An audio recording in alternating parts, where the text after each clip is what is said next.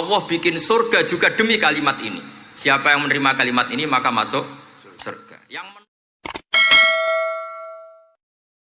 dikatakan fikih ya seperti ini. Tapi orang-orang yang nggak ngerti detailnya fikih, apalagi usul fikih, fikih itu menjadi rumit.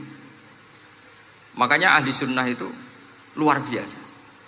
Ada orang mati karena narkoba atau karena apa itu oplosan. Itu kiai cokre. Itu kiai alim biasa datang. Itu ya biasa mempersaksikan, nggih mayite sae nggih. Nggih. Padahal orang itu nggak percaya ini orang mati cokre kok apa? Sae.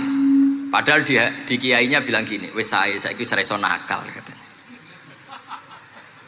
Mas sae sudah mengakhiri semua kenakalannya lewat apa? Lewat kematian tadi. Karena itu doa Rasulullah. Rasulullah itu kalau ngedikan itu luar biasa. Allahumma ij'alil hayata ziyadatan li fi kulli khairin wal mauta rohatan li min kulli syarrin. Ya Allah, jadikan hidup ini ziyadatan li fi kulli khairin. Jadi anggap saja kalau hidup itu berarti potensi tambah baik. Anggap saja kalau mati itu akhir dari segala keburukan. Berarti orang cukri ini mati itu baik apa buruk? Baik, karena dia sudah tidak bisa buruk lagi. Makanya saya nah ini khazanah yang luar biasa. Karena tadi kematian adalah ar-rohah min kulli apa? Syarrin. Nah ini sesi kedua, mungkin ini tinggal seperempat jam atau setengah jam. Saya ini karena biasa ngomong lama. Saya mau menerangkan kalimat tauhid. Ini penting sekali. Kalimat tauhid itu kata Ibnul Qayyim Al-Jauziyah dalam kitab Zadul Ma'ad. Ini kitab kesayangan Sayyid Abdul Al-Haddad. Sampai beliau ngendikan, ya letani minha iddata nusakhin li uhdiyaha ila tullab. Semoga saya punya naskah banyak yang mau saya hadiahkan ke santri-santri. Saking pentingnya kitab apa Zadul Qayyim. Itu beliau mengartikan la ilaha illallah itu luar biasa. Kalimat ini adalah kalimat super. Allah bikin surga juga demi kalimat ini. Siapa yang menerima kalimat ini maka masuk surga. Yang menolak kalimat ini maka dimasukkan neraka. Kita tahu neraka itu kalau ada batu dicemplung itu sampai ke bawah itu nunggu 70 tahun. Kayak apa kedalamannya? Bego siapa saja tidak akan bisa itu bikin apa? Neraka. Karena kalau batu dijatuhkan nunggu 70 tahun itu sampai kok riha. Itu dibikin juga untuk orang yang menolak la ilaha illallah. Kemudian karena manusia butuh latihan, dibikinlah langit dan bumi supaya didiami manusia untuk menerima konsep la ilaha illallah. Karena manusia butuh pelatih, diutuslah para rasul untuk melatih la ilaha illallah. Dan kalimat ini andaikan ada orang kafir 70 tahun, kemudian dia melafadzkan la ilaha illallah Muhammadur Rasulullah, maka semua kekafirannya dihilang.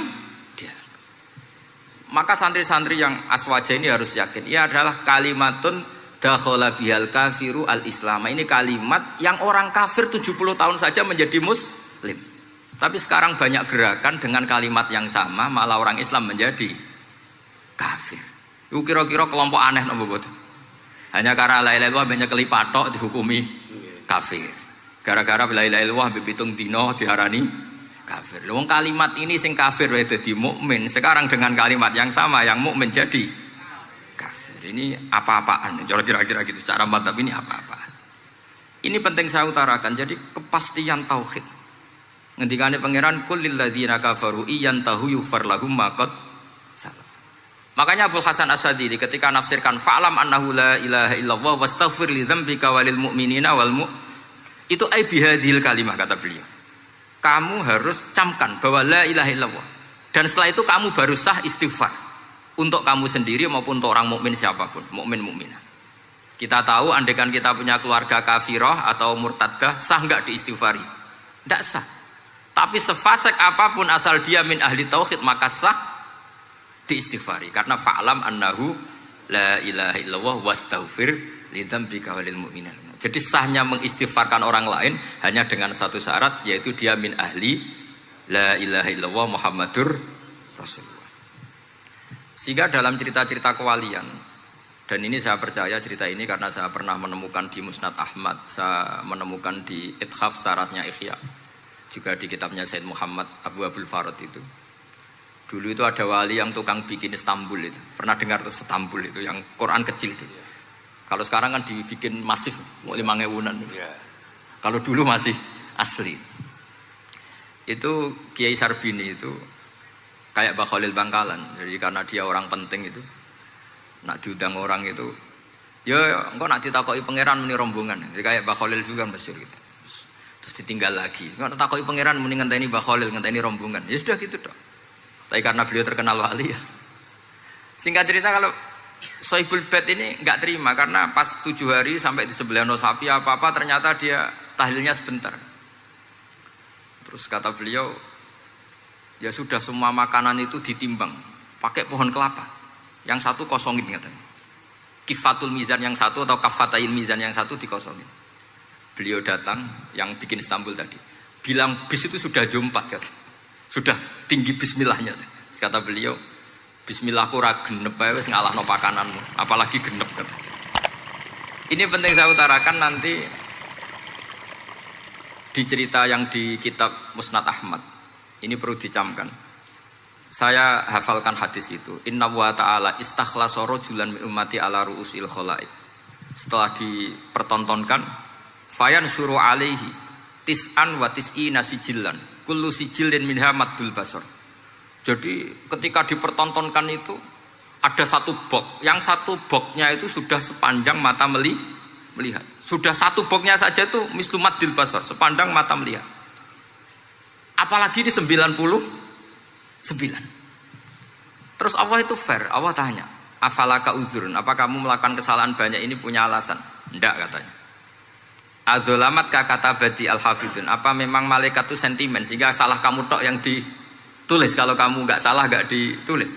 Enggak ya Allah.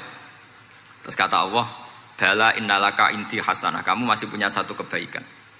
Ketika Allah bilang kamu punya satu kebaikan, apa kata lelaki tadi? Nah, gunanya apa ya Allah satu kebaikan dibanding kesalahan yang sebanyak itu?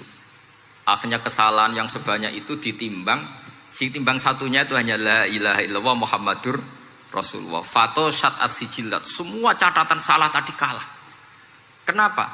Fala yaskulu ma'asmillahi ta'ala syai'un, karena di dunia maupun akhirat tidak ada yang bisa mengalahkan kalimah thayyibah. Tapi sekarang kalimah thayyibah itu jadi tersangka. Nah ini makanya saya mohon santri-santri, hujjiyatu ahli sunnah wal jamaah ini harus mustaqirrah, harus sabitah, harus benar-benar berargumentatif.